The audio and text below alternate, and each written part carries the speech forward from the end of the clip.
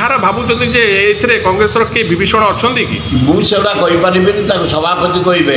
କିନ୍ତୁ ମୁଁ ଜାଣିବାରେ କଂଗ୍ରେସ ବହୁତ ରାଇଜ୍ କରିଛି। ଏଇ ବାଇ ଇଲେକ୍ସନରେ ଆମେ ସେକେଣ୍ଡ ପୋଜିସନକୁ ଆଇଛୁ। ଭକ୍ତ ଦାସଙ୍କ ନେତୃତ୍ୱ ପ୍ରତି ଲୋକଙ୍କର ସମର୍ଥନ ରହିଛି, କଂଗ୍ରେସ ଲୋକଙ୍କର ସମର୍ଥନ ରହିଛି। ଆମେ ମଧ୍ୟ ସମସ୍ତେ ସଂଗଠନ ସୁଦୃଢ଼ କରିବା ପାଇଁ ଲାଗି ପଡ଼ିଛୁ। ଆଉ ବିହାରରେ କାହିଁ ଶୋଚନୀୟ ପରାସ୍ତ ହେଲା? ସେ ମୁଁ କହିପାରିବିନି, ବିହାର ଲୋକ କହିବେ, ସେ ରାହୁଲ ଗାନ୍ଧୀ କହିବେ, ସେପଟେ କହିବେ। କିନ୍ତୁ ଆମେ କେବଳ ପଇସା ପାଇଁ ହାରିଗଲୁ। 5,000 10,000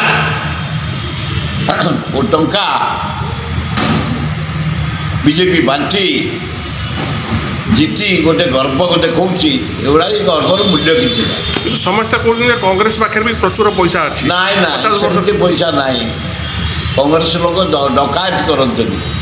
ଏ ଯେମିତି ମୋଦି ସରକାର ଡକାୟତ କରି ପଇସା କମାଉଛି, ଡକାୟତ କରି ଭୋଟ ଚୋରି କରି ପ୍ରଧାନମନ୍ତ୍ରୀ ହେଇଛି, ଡକାୟତ କରି ଜିତିଛନ୍ତି ବିହାର ଟୁ ଓଡ଼ିଶା। ସେଭଳିଆ କଂଗ୍ରେସ ସେଭଳିଆ ଲଜ୍ଜିତ କାମ କେବେ କରେ? ଓଡ଼ିଶାରେ ସେଇ ଭୋଟ ଚୋରି ଆରମ୍ଭ ହେବ ନା ବନ୍ଦ ହେଇଯିବ? ନାଇଁ ନାଇଁ, ବନ୍ଦ ହେଇଯିବ। ଭୋଟ ଚୋରି ଏଥର ଆମେ ନିଜେ କଣ୍ଟ୍ରୋଲ କରିବୁ, ପ୍ରତି ବୁଥକୁ ଜଗିବୁ। ଛାତ୍ର କଂଗ୍ରେସ, ଯୁବ କଂଗ୍ରେସ, କଇଳା କଂଗ୍ରେସ, ଆଦିବାସୀ, ହରିଜନ, ମହିଳା, ମାଇନର କମ୍ୟୁନିଟି ସବୁ ଜଗିବୁ ଆମେ। ଲିକ୍ ଯେମିତି ନ ହେବ, ଭୋଟ ଚୋରି ନ ହେବ, ସେଥିପାଇଁ ଆମେ ସ୍ୱତନ୍ତ୍ର ସ୍କ୍ୱାଡ୍ କରି ଜଗିବୁ। ଆଉ କଂଗ୍ରେସ ହେଇକି ଲଢ଼ିକି ଜିତିବ? ହଁ ହଁ, coming 29 Congress. Rahul Gandhi Prime minister ହେବ, ଏଠି ଭକ୍ତ ଦାସ ଚିଫ୍ ମିନିଷ୍ଟର ହେବ। ତାହେଲେ କଂଗ୍ରେସକୁ ହରଉ ନା? କଂଗ୍ରେସକୁ ହରଉ? ନାଇଁ ନାଇଁ, କଂଗ୍ରେସ କମିଂ। ଆମେ ସବୁ ଏକାଠି ହେଇଗଲୁ। ଆଜି ସକାଳେ ସମସ୍ତେ ଭକ୍ତ ଦାସଙ୍କ ନେତୃତ୍ୱରେ ଏକାଠି ହେଇଥିଲୁ। ଛାତ୍ର କଂଗ୍ରେସ, ମହିଳା କଂଗ୍ରେସ, ଯୁବ କଂଗ୍ରେସ, ନିରଞ୍ଜନ ପଟ୍ଟନାୟକ, ପ୍ରସାଦ ହରିଚନ୍ଦନ, ଶରତ ରାଉତ, ରାମ ଖୁଣ୍ଟିଆ, ସମସ୍ତେ। କିନ୍ତୁ ଆହୁରି ଭୋଗିବା ଉଚିତ।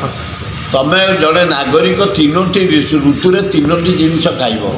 ଖରା ଦିନେ ଖରା ଖାଇବ, ବର୍ଷା ଦିନେ ବର୍ଷା ଖାଇବ, ଶୀତ ଦିନେ ଶୀତ ଖାଇବ। କୌଣସି ରୋଗ ହେବନି, ସ୍ୱାସ୍ଥ୍ୟ ଭଲ ରହିବ। ମଶା ପ୍ରବଳ ହେଉଛି। ମଶା ପ୍ରବଳ। ମଶାକୁ କେମିତି? ମ୍ୟୁନିସିପାଲିଟି କର୍ତ୍ତୃପକ୍ଷ ହସ୍ତକ୍ଷେପ କରିବା ଦରକାର, ଅର୍ବାନ ଡିପାର୍ଟମେଣ୍ଟ ହସ୍ତକ୍ଷେପ କରିବା ଦରକାର, ନିଜେ ମୋହନ ମାଝି କରିବା ଦରକାର। ଗଙ୍ଗୁଆଟା ପଚିକି ସଡ଼ିଗଲାଣି, ବିନ୍ଦୁସାଗର ଆହୁରି ପଚି, କେଦାରଗୌରୀ ପଚି, ପୋଖରୀ ପଚି, ଚାରିଆଡ଼େ ନାଳ ପଚା, ଗୁଅ ଗନ୍ଧ। ତେଣୁ ମଶା ପ୍ରବଳ। ଯଦି ନିଜେ ମୋହନ ସରକାର ହାତକୁ ନେଇ ସଫେଇ କରନ୍ତେ, ମଶା ମରା ଔଷଧ ପକାନ୍ତେ, ତାହେଲେ ଭଲ ହୁଅନ୍ତା। ଏଜେଣ୍ଡା ଆସିବ, ଭାଷଣ ହେବ, ଯିବେ, ସେଗୁଡ଼ା ଗୋଟେ ନୂଆ କଥା ନୁହଁ। ସବୁବେଳେ ଜିଲ୍ଲାପାଳ, ଏସ୍ପି ସବୁମାନଙ୍କର ମିଟିଂ ହୁଏ। କାଲି ବି ହେଇଛି, ଆଜି ବି ହେଉଛି। ନୂଆ କଥା କିଛି ନାହିଁ। କଲିକତା ଭିତରଟା ହେଉଛି 150 କିଲୋମିଟର, ୟା ଭିତରଟା ମାତ୍ର 30 କିଲୋମିଟର।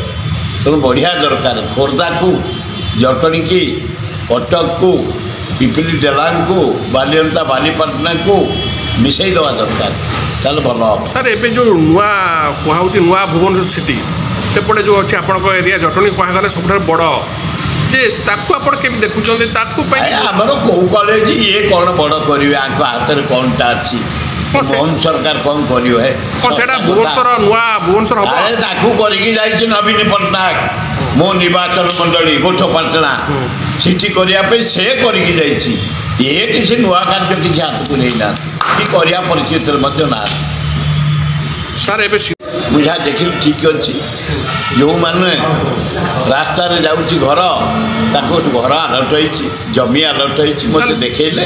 ତାହେଲେ କାହିଁ ସେମାନେ ବିରୋଧ କରୁଛନ୍ତି ନା? ତାକୁ ମୁଁ କହିପାରିବିନି। କିନ୍ତୁ ରାସ୍ତା ପାଇଁ ରାସ୍ତା କାଲି ଛାଡ଼ି ଦେଇଛନ୍ତି, ରାସ୍ତା ହେଇଯାଇଛି। ମୁଁ ଯାଇଥିଲି ସ୍ପଟକୁ, ଅନ୍ୟାୟ ହେଉଥିବ ଦେଖିବା ପାଇଁ।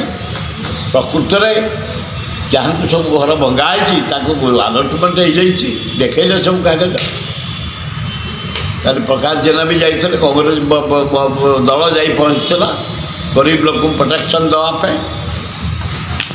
ସାର୍, ପଚାରେ କିଏ? ବଲ୍ଲଭ ଭାଇ ପଟେଲ କଂଗ୍ରେସର ଗୋଟେ ପିଲା। ଆଉ ଯଦି ହରେକୃଷ୍ଣ ମହତାବ ନଥାନ୍ତେ, ବଲ୍ଲଭ ଭାଇ ପଟେଲ ନଥିଲେ, ଏଡ଼େ ବଡ଼ ଭାରତବର୍ଷ ହେଇନଥାନ୍ତା। ତେମେ ତା ଫଟୋକୁ ଗୋଟେ ଦିଆସିଲି ମାରି ସଞ୍ଜଟେ ଜାଳିଦେଲେ ହେଇଗଲା। ବଲ୍ଲଭ ଭାଇ ପଟେଲ 7 ଜନ୍ମ ନବ ନରେନ୍ଦ୍ର ମୋଦି। 7 ନମ୍ବର। ତମେ କ'ଣ ନେହେରୁ କ୍ରିଟିସାଇଜ୍ କରୁଛ, ରାଜୀବ ଗାନ୍ଧୀ କ୍ରିଟିସାଇଜ୍ କରୁଛ, ଇନ୍ଦିରା ଗାନ୍ଧୀକି? ତମେ ଗୋଟେ ଚାହା ବିକାଳିର ପୁଅ, ତମେ କ'ଣ ଏଡ଼େ ଏଡ଼େ କଥା କହୁଛ?